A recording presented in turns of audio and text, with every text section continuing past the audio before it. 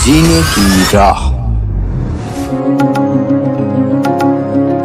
एक ऐसा व्यक्ति जो देवताओं में इतनी श्रद्धा रखता था कि असाध बीमारी होते हुए भी दवाओं का त्याग कर दिया, सिर्फ ये सोचकर कि देवी देवता ही रक्षा करेंगे। परंतु दुख भरे जीवन में सुख की बरसात न हुई। जिसके अंदर मोक्ष की प्रबल आकांक्षा थी, परंतु कुछ नहीं हाथ लग रहा था। जिसे डॉक्टरों ने भी हाथ खड़े कर दिए थे कि अब जिंदा रहने का सवाल ही नहीं बचा था। लेकिन कहते हैं भगवान तो भगवान होते हैं, भगवान क्या कुछ नहीं कर सकते। लेकिन कौन भगवान, आखिर कैसे उनका असाध्य रोग ठीक हुआ, मोक्ष की चाह कैसे पूर्ण हुई, आइए जानते हैं एक सत्य घटना के आधार पर। क्या काम करते हैं आप?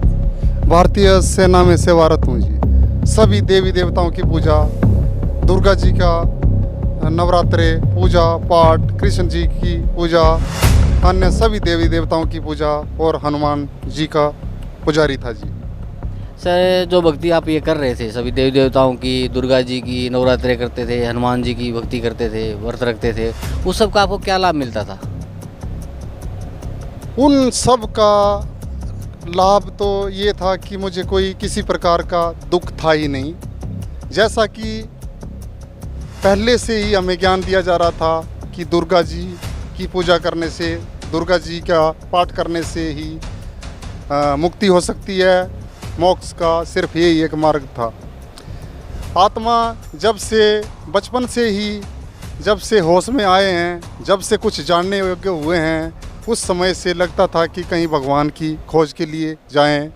मंदिर में, मस्जिद में, गुरुद्वारे में, चर्च में, जहाँ पर भी कोई धर्मस्थल दिखाई देता था, वहीं पर मत्था टेकने के लिए मन करता था और लगता था कि भगवान यहाँ पर है।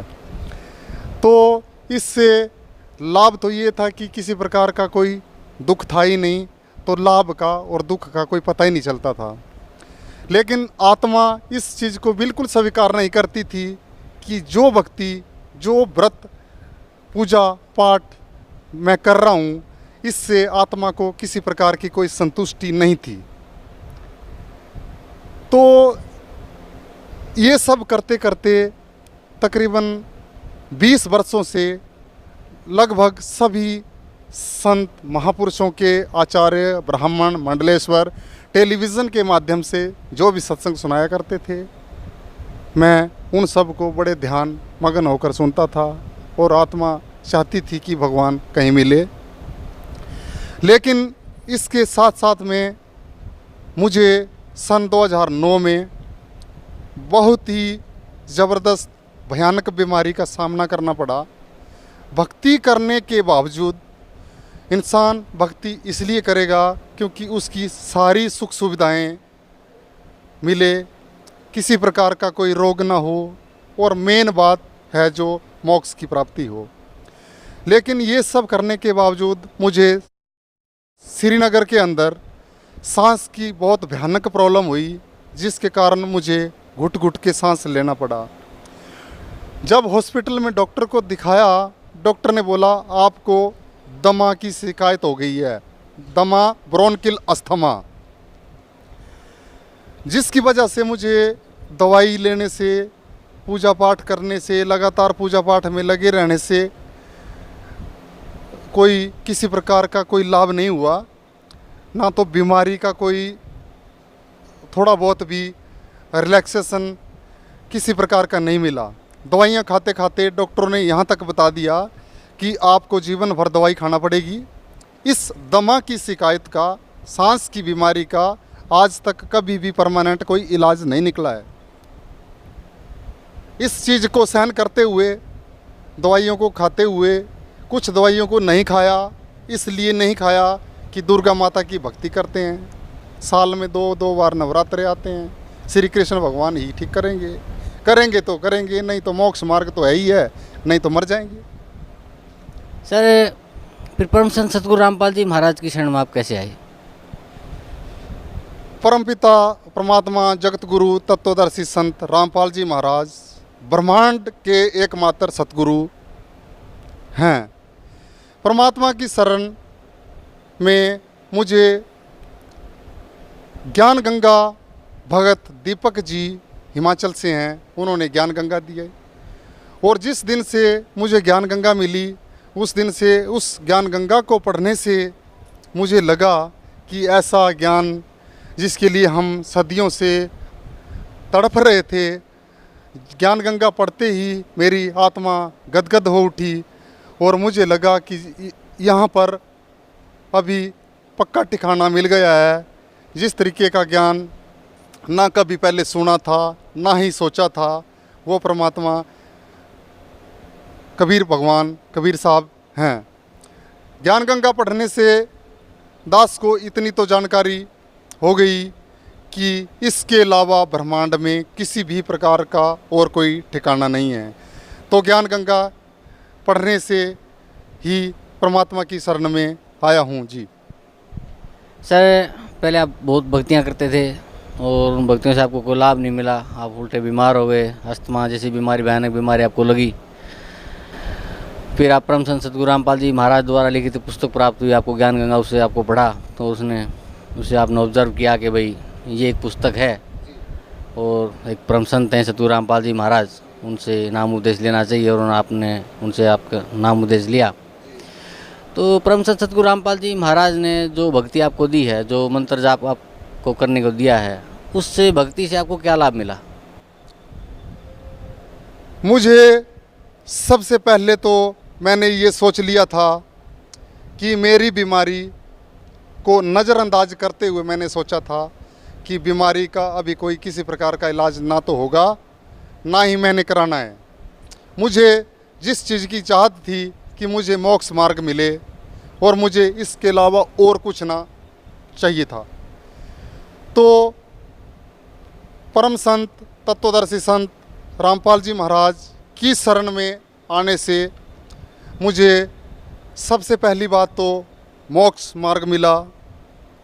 इसके साथ साथ में मैंने ऐसा कभी सोचा तक नहीं था कि हॉस्पिटल श्रीनगर के स्पेशलिस्ट डॉक्टर, इसके अलावा दिल्ली हॉस्पिटल में बहुत अच्छे अच्छे स्पेशलिस्ट डॉक्टरों को दिखाया जिसके प्रमाण मेरे पास हैं। कलकत्ता में बहुत अच्छे स्पेशलिस्ट को, पुल्मोनोलॉजिस्ट को दिखाया, उन सब ने यही बोला कि इस बीमारी का आज तक कोई इलाज नहीं है, ना ही होगा। मुझे बीमारी का तो कोई था ही नहीं लेना देना कि बीमारी का इलाज होए ना होए।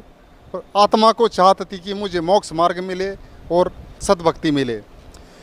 संत रामपाल जी महाराज की शरण में आने से मुझे सबसे बड़ा लाभ तो ये है कि मुझे मोक्ष मार्ग मिला और जो ब्रह्मांड में मिलना बहुत मुश्किल है, जो मुझे मिला। इसके लिए मैं परमात्मा संत रामपाल जी महाराज का कोटि कोटि दंडवत प्रणाम करता हूँ। इसके साथ साथ में परमात्मा ने कहा कि परमात्मा बंदी छोड़ हैं, बंदरों के शत्रु हैं, सब रोगों का नाश कर सकते हैं। वही परमात्मा कबीर साहब सब रोगों का, सब कष्टों का निवारण करने में सक्षम है। बाकी किसी के बस में ये बात नहीं। नाम लेने के बाद तकरीबन 1 महीना तक सही गुरुजी के आदेशों के अनुसार बताई गई भक्ति विधि से मर्यादा में रहकर मैंने भक्ति की और आज परमपिता परमात्मा की दया से मेरी दमा की बीमारी, सांस की प्रॉब्लम, जिसकी वजह से मुझे घुट घुट कर जीना पड़ता था, टक्कर मार मार के रोता था कि इसका कोई इलाज नहीं है। कोई माता, कोई पिता, कोई भाई, कोई बहन इस समय में मेरा साथ नहीं देता था क्योंकि इतनी भयानक बीमारी से ग्रसित था। और आज परमपिता परमात्मा संत रामपाल जी महाराज जी ने मेरे इस रोग को बिल्कुल जड़ से मिटा दिया। अभी परमात्मा का दास बिल्कुल स्वस्थ है जी। सर, परम संत सतगुरु रामपाल जी महाराज से नाम उपदेश लेने के बाद आपकी जो बहुत ही लाइलाज और भयंकर बीमारी थी, जिसे आप अस्थमा कहते हैं, वो आपकी बिल्कुल जड़ से ख़त्म हो गई और आपकी आत्मा को जो मुक्ति के मार्ग की तलाश थी, वो मुक्ति का मार्ग भी आपको मिल गया। मैं समझता हूँ अभी बहुत ही भाग्यशाली जीव आप हैं। तो सर, भक्त समाज को क्या संदेश देना चाहते हैं आप? भक्त समाज से विनम्र प्रार्थना करता हूँ कि जिन भक्त आत्माओं को, जिन मानव समाज को, जिन मनुष्य को भक्ति की चाहत है, परमात्मा की खोज में सदियों से भटक रहे हैं, जंगल में, मंदिर में, गुरुद्वारा जी में, मस्जिद में, चर्च में, अन्य धर्म स्थलों पर परमात्मा की चाहत में जो भक्त आत्माएं भटक रही है, अन्य संतों के पास, अन्य और अपने तरीके से कोई भी साधना कर रही है, उन सब से दास की विनम्र प्रार्थना है कि 21 ब्रह्मांड के अंदर सतगुरु तत्वदर्शी संत रामपाल जी महाराज के अलावा किसी के पास भी मोक्ष मार्ग नहीं है। यह परम सत्य है और जिन भक्तात्मा को परमात्मा की चाहत है, जिनको भगवान की खोज है, उन भक्तात्माओं को जल्दी से जल्दी बरवाड़ा सतलोक आश्रम में आकर अपना मोक्ष मार्ग सबसे पहले तत्व ज्ञान को समझकर, सबसे पहले अपने सभी पवित्र सर्वधर्म ग्रंथों को समझकर, आधार मानकर, उस तत्व ज्ञान को समझकर फिर सतगुरु तत्वदर्शी संत रामपाल जी महाराज जी की शरण में आएं और अपना जीवन कल्याण करें। जिस चीज़ की हमें लाखों वर्षों से तड़प थी, जिसके लिए लोग मंदिरों में धक्के खाने के लिए, मस्जिदों में जाने के लिए और मोक्ष मार्ग करने के लिए अन्य अपने ही तरीके से अलग अलग साधनाएं कर रहे हैं,